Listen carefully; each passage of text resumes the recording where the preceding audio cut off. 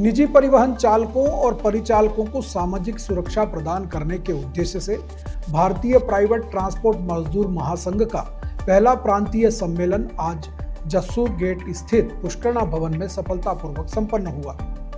इस महत्वपूर्ण आयोजन का उद्घाटन महासंघ के राष्ट्रीय अध्यक्ष योगेश शर्मा, प्रदेश महामंत्री हरिमोहन शर्मा और नवीन ने दीप प्रज्वलित कर किया। सम्मेलन की अध्यक्षता जिला संयोजक गोपी किशन गहलोत ने की।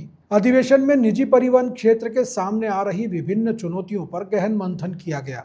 प्रमुख मुद्दों में राष्ट्रीय लोक अदालत में चालानों के निपटारे की योजना, रोड टैक्स में मुक्ति या शिथिलता, पुलिस द्वारा चालकों से अभद्रता और चालकों को सामाजिक सुरक्षा प्रदान करना शामिल थे। अपने उद्बोधन में वक्ताओं ने लाकड़ा कमेटी की सिफारिशों को लागू न होने पर चिंता व्यक्त की, जिससे निजी परिवहन क्षेत्र के चालकों परिचालकों को आज तक सामाजिक सुरक्षा का लाभ नहीं मिल पाया है।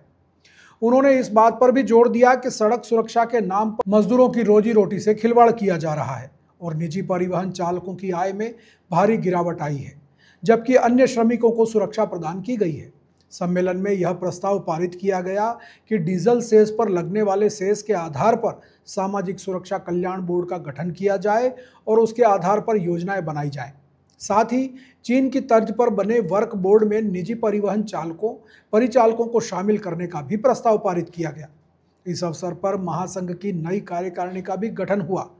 सम्मेलन में प्रभारी गौरीशंकर व्यास, अजय त्रिपाठी, राजीव शर्मा, ज्ञानेंद्र सिंह, गणेश स्वामी सहित प्रांत के अनेक श्रमिक उपस्थित रहे। देश भर में निजी परिवहन चालक खलासी, लोडिंग अनलोडिंग मिलाकर के 8 करोड़ मजदूर हैं। उनके लिए भारत सरकार ने एक लाकड़ा कमेटी बनाई थी। लाकड़ा कमेटी की रिपोर्ट के अनुसार चालक परिचालकों के लिए सामाजिक सुरक्षा योजना जो लागू होनी थी वो आज तक लागू नहीं हुई। इस उद्देश्य को लेकर के पूरे देश भर में भारतीय प्राइवेट ट्रांसपोर्ट मजदूर महासंघ अपना गठित कार्रवाई प्रारंभ कर रहा है और आंदोलन की राह पर है।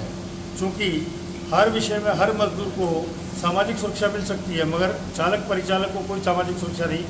जो 50 डिग्री तापमान में भी ट्रक चलाता है, बस चलाता है, ऑटो चलाता है, वो कार जीप चलाता है, ट्रैक्टर चलाता है, परिवहन के सारे साधन मुहैया कराने वाले व्यक्ति को कोई भी सामाजिक सुरक्षा नहीं है। उनके बच्चों की कोई सुरक्षा नहीं है, उनकी बीमारी का इलाज कहीं नहीं है, जबकि छोटे से छोटे भवन निर्माण के मजदूर तक को भी सुरक्षा दी गई है। अन्य सभी लोगों को सुरक्षा दी जा रही है, मगर ट्रांसपोर्ट व्यवसायियों के लिए कोई प्रकार की कोई सुविधा नहीं है। इसी उद्देश्य को लेकर आज ये प्रथम राजस्थान का अधिवेशन हो रहा है, जिसमें आज नई कार्यकारिणी भी बनेगी, नए प्रस्ताव भी पारित होंगे।